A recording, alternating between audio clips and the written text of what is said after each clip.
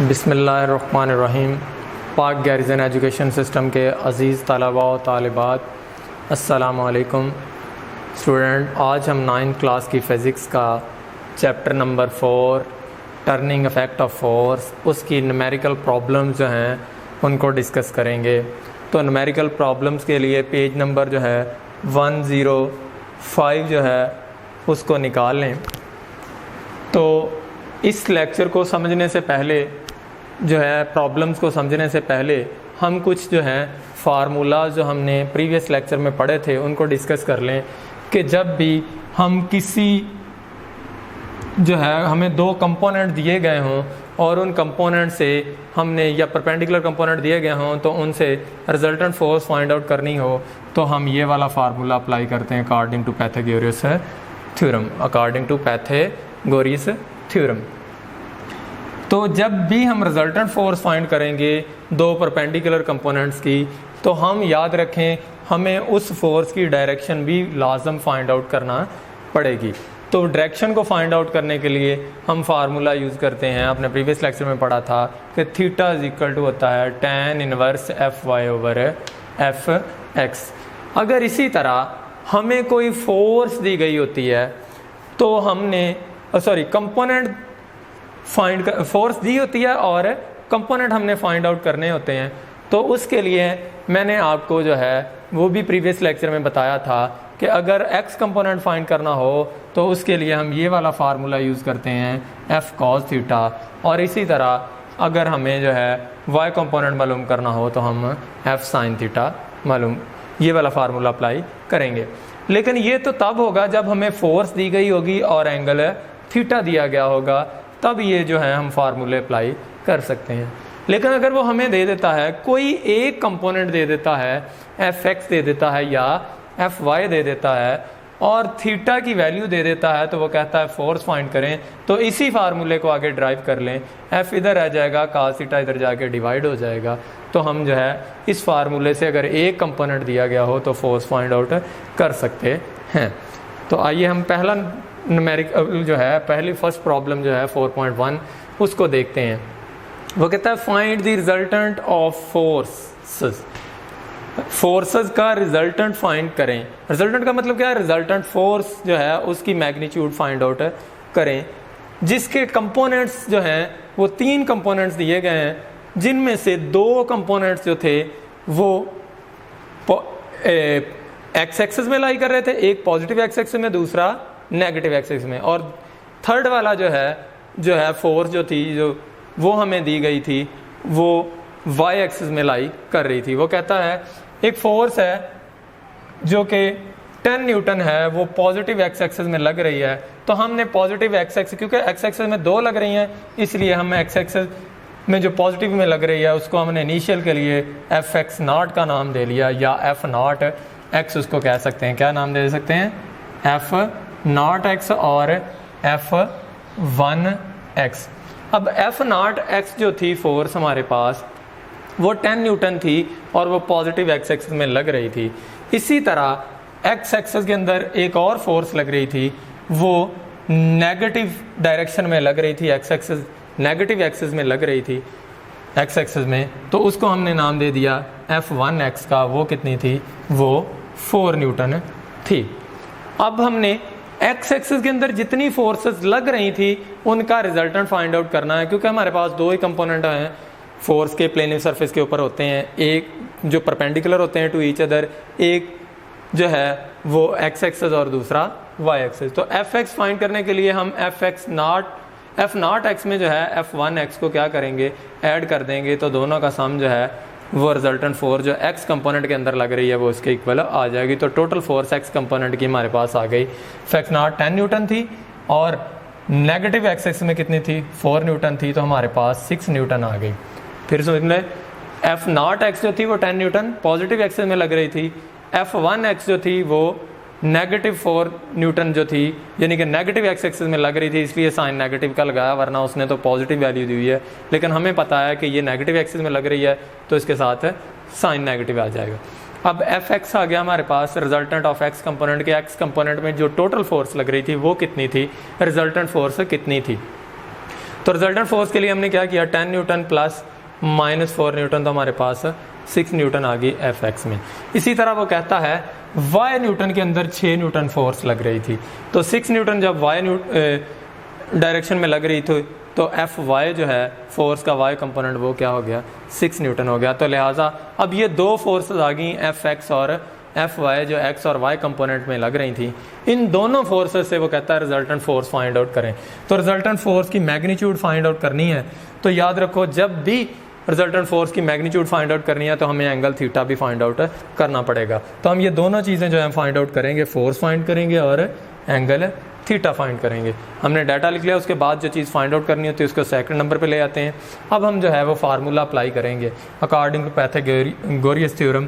Force जो होती है वो F X square plus F Y square whole का अंडर रूट के इक्वल होती है।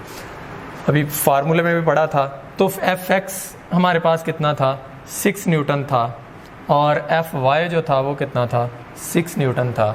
तो 6 का स्क्वायर लिया तो 36 आ गया, 6 का स्क्वायर लिया तो 36 आ गया, दोनों को ऐड किया तो 72 आ गया अंडर रूट 72। अंडर रूट 72 का स्क्वायर, क्योंकि जब तक हम इनको डायरेक्ट क्यों नहीं यहाँ पे जो है वो इनके स्क्वायर अंडर रूट काट सकते, क्योंकि जब तक दो क्वांटिटी प्लस या माइनस हो रही हूँ उनका स्क्वायर ओपन करके उनको ऐड ना कर लिया या सब्ट्रैक्ट उनका स्क्वायर रूट नहीं लिया जा सकता। तो ये हमारे पास स्क्वायर रूट लिया तो 8.5 न्यूटन आ गया। अब जब भी मैंने बताया था कि मैग्नीट्यूड ऑफ फोर्स फाइंड करते हैं तो फोर्स की डायरेक्शन फाइंड आउट करना भी लाजम होता है, क्योंकि हमने कंपोनेंट से फोर्स को डिटरमाइन किया है। जैसा कि आपने प्रीवियस लेक्चर में पढ़ा था डिटर्मिनेशन ऑफ फोर्स वाले में कि फोर्स जो होती है वो कंपोनेंट से किस तरह से फाइंड आउट होती है। तो उसमें थीटा एंगल जो डायरेक्शन था, जो फोर्स किस सिमत में लग रही वो थीटा डायरेक्शन को जाहिर कर रहा था, तो वो थीटा जो होता है वो tan inverse F Y over F X के इक्वल था। तो एफ वाई की वैल्यू क्या थी, 6 न्यूटन थी, एफ एक्स की वैल्यू क्या थी, 6 न्यूटन थी। तो 6 से 6 कैंसिल हो गया, हमारे पास 1 आ गया।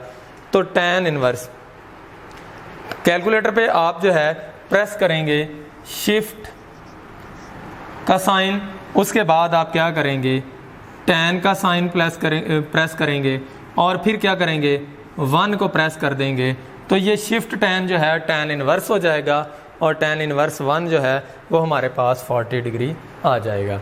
इसी तरह बेटा हमारा 4.3 जो है प्रॉब्लम जो है न्यूमेरिकल जो है वो सेम है एज 4.1, जस्ट उसमें इतनी बात कही गई है कि एक फोर्स एफ एक्स कंपोनेंट में लग रही है और अदर फोर्स जो है वो वाई कंपोनेंट में लग रही है।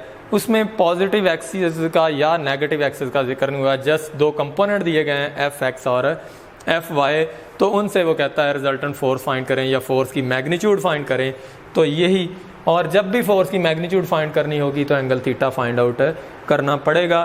तो हम यही फार्मूला अप्लाई करेंगे, यही सेम मेथड होगा, तो इसी मेथड से हम उसको हल कर सकते हैं। तो ये आप घर से अपना होम टास्क करेंगे।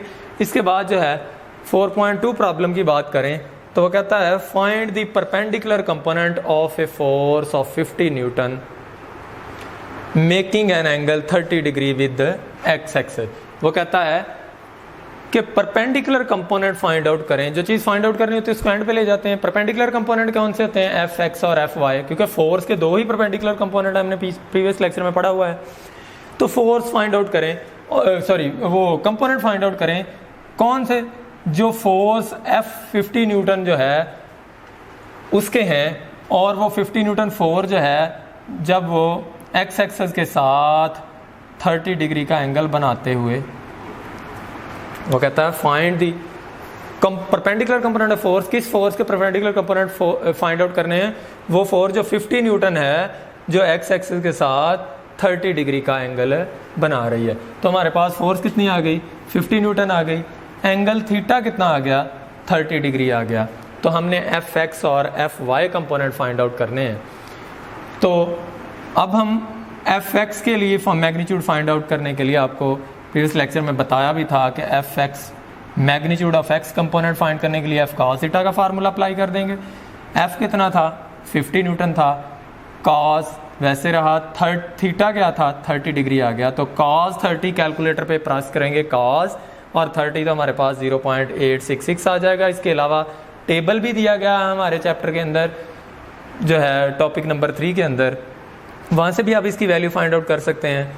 तो इसको मल्टीप्लाई करेंगे 50 न्यूटन के साथ तो हमारे पास 43.3 न्यूटन जो है वो फोर्स, क्योंकि कंपोनेंट हो या फोर्स हो, कंपोनेंट फोर्स का कंपोनेंट भी फोर्स ही होती है। इसी तरह हमने जो है दूसरा परपेंडिकुलर कंपोनेंट फाइंड करना है, एफ वाई है। तो एफ वाई के लिए हम जो है एंगल फार्मूला यूज़ करते हैं, वो एफ साइन थीटा। एफ की वैल्यू जो है वो 50 न्यूटन है, साइन वैसे रहा और थीटा की वैल्यू 30 डिग्री आ गई। तो कैलकुलेटर पे जब साइन 30 लेंगे या टेबल से तो हमारे पास 0.5 के इक्वल आ जाएगा। उसको 50 न्यूटन से मल्टीप्लाई कर देंगे तो 25 न्यूटन, क्योंकि ये भी फोर्स ही है, फोर्स के कंपोनेंट, क्योंकि वो इफेक्टिव वैल्यू ऑफ फोर्स ही होती है इन गिवन डायरेक्शन, उसे ही कंपोनेंट कहा जाता है। तो लिहाजा ये फोर्स ही होगी। तो ये बेटा हमारा 4.2 न्यूमेरिकल हो गया। इसके बाद जो है हमारा 4.5 प्रॉब्लम पे अगर आ जाए न्यूमेरिकल पे, तो उसमें वो कहता है कि एक फोर्स जो है जो कि 30 डिग्री का एंगल बना रही है उसको फाइंड आउट करें। उस फोर्स का एक्स कंपोनेंट जो है वो 20 न्यूटन है, जबकि वाई कंपोनेंट का जिक्र नहीं हुआ। तो हमने फाइंड क्या करनी है, वो फोर्स फाइंड आउट करनी है जो 30 डिग्री का एंगल बना रही है। तो फोर्स जो है जो 30 डिग्री का एंगल बना रही है किसके साथ, एक्स एक्सिस के साथ, और एक्स कंपोनेंट जो है वो कितना है, वो कहता है 20 न्यूटन है। वाई कंपोनेंट का जिक्र ही नहीं हुआ, तो वो फोर्स वो कहता है फाइंड आउट करें। तो फोर्स फाइंड आउट करने के लिए हम क्या करेंगे, हम एक्स कंपोनेंट को ही जो है उसका फार्मूला अप्लाई करेंगे, उसकी इक्वेशन जो है उसको अप्लाई करेंगे। तो F X equal to F cos theta आ गई। एफ फाइंड आउट करने के लिए हम कॉस थीटा इधर मल्टीप्लाई था इधर डिवाइड कर देंगे, क्योंकि उसने जस्ट हमें एक्स कंपोनेंट दिया था, वाई कंपोनेंट नहीं दिया था, इसलिए हम वाई कंपोनेंट का फार्मूला नहीं लगाएंगे। तो जस्ट एफ एक्स की जगह उसकी वैल्यू पुट कर दी 20 न्यूटन, और F cos theta cos theta की जगह उसकी वैल्यू जो है थीटा की जगह 30 डिग्री पुट कर दी। दोबारा सुन लें, एफ एक्स और ये कॉस थीटा नीचे आके डिवाइड हो गया। एफ एक्स की वैल्यू कितनी थी, 20 न्यूटन थी। कॉस वैसे रहा, 30 डिग्री की उसकी थीटा की वैल्यू थी वो पुट कर दी। तो कॉस 30 डिग्री सबसे पहले जो है वो हम टेबल से जो है इसकी वैल्यू लिखेंगे टेबल से, और या कैलकुलेट करेंगे उसको कैलकुलेटर पे। तो फिर हम 20 न्यूटन को जो है 0.866 पे डिवाइड कर देंगे, तो हमारे पास जो है 23.09 न्यूटन जो है वो फोर्स आ जाएगी, जो अप्रॉक्सीमेशन में 23.1 न्यूटन के इक्वल होती है। उम्मीद करता हूँ बेटा आज का लेक्चर अच्छी तरह से समझ आ चुका होगा। इन न्यूमेरिकल्स को देखते हुए आप जो है मज़ीद जो है इसी तरह की कोई प्रॉब्लम्स हों तो उनको सॉल्व कर सकते हैं। अल्लाह हाफिज़।